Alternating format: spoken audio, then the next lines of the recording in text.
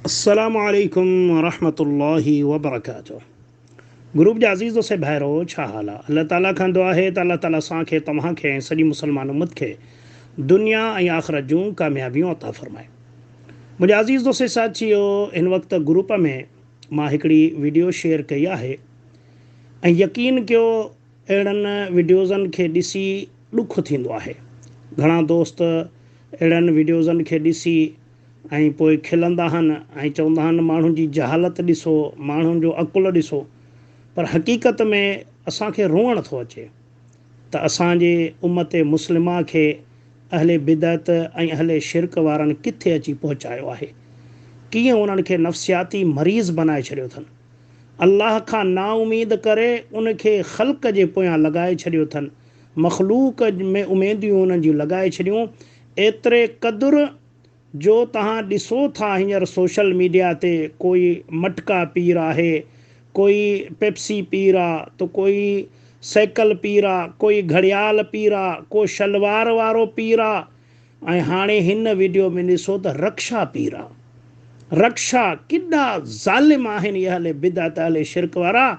जो पंजाब में हिकु दरबार आहे दाता जेको आहे दरबार जे नाले सां, उन जे भरिसां हिकिड़े ॼट जाहिल निफट मवालीअ वञी रक्षो बीहारियो, को भॻल जंहिं को उनखां को 10,000 में बि न ख़रीद करे। ॾिसो कीअं इहे ज़ालिम उम्मत खे गुमराह करे ऐं पंहिंजी तिजारत था ठाहिनि।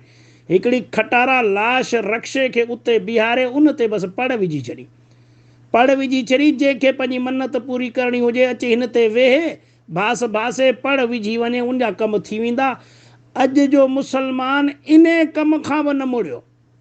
पाण हू बदबख़्त हवाल ॿुधाए थो, चए थो मायूं तमामु घणियूं थियूं अचनि, उमेदूं खणी हिन रक्षे ते घड़ी सवा वेही पड़ विझी ऐं असांखे ॾेई था वञनि ऐं असांजो कॉन्टेक्ट दाता साहब सां लॻो पियो आहे। शकिल ॾिसोसि, मुंहुं ॾिसोसि, मुहांडरा ॾिसोसि, जेको चए थो दाता सां असांजो जेको आहे कॉन्टेक्ट लॻो पियो आहे। सो बसि पोइ माण्हू असां ॾे अचनि था, उन्हनि जा बि कम थियनि था ऐं हिननि जा बि कम थियनि था। अल्लाहु अकबर। मुंहिंजा अज़ीज़ दोस्तो, रोअण जो मक़ाम आहे। अफ़सोस ही हालत थी वई आहे उम्मत मुस्लिमा जी। ते हूंदे बि अगरि असां मुसलमान गुमराही जे ज़िंदगी में दुनियादारी जे पोयां राति ॾींहं लॻा पिया आहियूं, या पंहिंजनि फितननि फ़सादनि जे पोयां, हसद ऐं साड़ जे पोयां पंहिंजूं रातियूं पंहिंजा ॾींहं गुज़ारियूं पिया ऐं हिक ॿिए जे टंगूं छिकण में लॻा पिया हूं ऐं उम्मत मुस्लिमा तबाह थिए पई, त अफ़सोस आहे, अफ़सोस आहे सभ खां पहिरियां असां ते। हू त वीचारा जहालत जी ज़िंदगी में आहिनि, उन्हनि खे तॾहिं अहिड़ा ज़ालिम लुटीनि पिया। पर असां जेके अहले इल्म वारा आहियूं या जिन्हनि खे थोरो घणो क़ुर हदीस जो इल्मु आहे, उहो बि इन्हनि शयुनि ॾे तवजो न ॾिए ऐं पंहिंजी दुनियादारी में फाथो पियो हुजे, त पोइ मुंहिंजा अज़ीज़ दोस्तो क़यामत जे ॾिहाड़े अलाह ऐं अलाह जे रसूल सल्लल्लाहु अलैहि वसल्लम खे कहिड़ो मुंहुं ॾेखारींदो। ॾिसो उम्मत किथे पहुती आहे। जीअं रसूल अल्लाह सल्लल्लाहु अलैहि वसल्लम फरमायो आहे, सही बुखारी जी हदीस आहे, हदीस नंबर 7320। उन में रसूल अल्लाह सल्लल्लाहु अलैहि वसल्लम फरमायो त मुंहिंजी उम्मत बिल्कुलु गुज़रियल उम्मतनि जे पैरवी कंदे गिराठ ब गिराठ, गज़ ब गज़, जीअं विख विख हू हलिया ईअं ई हू हलंदा। चाहे हू हिकिड़े ॻोह जे सोराख़ में बि घिड़िया हूंदा न, ही बि उते ज़रूरु घिड़ंदा।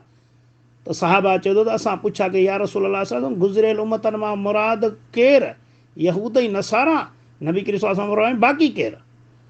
तव्हां अगरि यहूद ऐं नसारा खे ॾिसो त उन्हनि जी ज़िंदगी बि ईअं ई गुज़री वई। बनी इसराईल वारनि गाबे जी बि पूॼा कई ऐं बुतनि जी बि पूॼा कई, फिरौन जी बि पूॼा कई, सभु माना जेको भितर ठिकर जेको मिले न उनजी पूॼा कनि। सिज जी पूॼा कनि, चंड जी पूॼा कनि ऐं तारनि जी पूॼा कनि, वण जी पूॼा कनि। उन्हनि जी इहा ई ज़िंदगी। पैगंबरनि जे क़बरनि जी पूॼा कयूं, क़बरनि खे सजदा कयूं। उहा सही बुखारी में हदीस आहे। रसूल अल्लाह सल्लल्लाहु अलैहि वसल्लम पंहिंजे आख़िरी ॾिहाड़नि में फरमाईंदा हुया त लानतुल्लाहि अलल यहूद वन नसारा इत्तख़ज़ू क़ुबूर अंबियाहिम मसाजिदा। लानत हुजे यहूद ऐं नसारा ते, उन्हनि पंहिंजे पैगंबरनि जे क़बरनि खे सजदागाह बनायो। सो हींअर ॾिसो साॻी ॻाल्हि थिए थी त ही उम्मत बि बिल्कुलु विख ब विख हुननि जे पैरवी करे वेठी, का शइ कोन था छॾनि। गाबे जी पूॼा, ॾाचीअ जी पूॼा, कुमीअ जी पूॼा, वाॻूअ जी पूॼा, ऐं घड़ियाल जो पीर ठहणु, मटके जो ठहणु, पेप्सी जो ठहणु, शलवार जो ठहणु, हाणे त रक्शो बि अची वियो, रक्शो पीर। रक्शे में वेह, तुंहिंजी दिलि जी उमेदु पूरी। अलाह अकबर।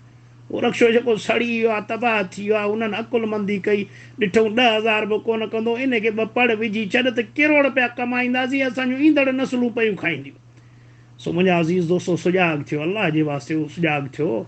हीअ दुनियादारी हिते रहिजी वेंदी, केर बि कंहिंजो कोन हूंदो। क़यामत जे ॾिहाड़े अलाह पुछा कंदो त कहिड़ो नेक सालिह अमल खणी आयो। सो पंहिंजे लाइ नेकियूं गॾु कयो। उम्मत मुस्लिमा खे इन तबाही खां बचायो, उन्हनि खे आगाह कयो, हीउ ज़ुल्म उन्हनि खे ॾेखारियो, ऐं जंहिंखे जेतिरी ताक़त आहे इन जे ख़िलाफ़ु उथी पए।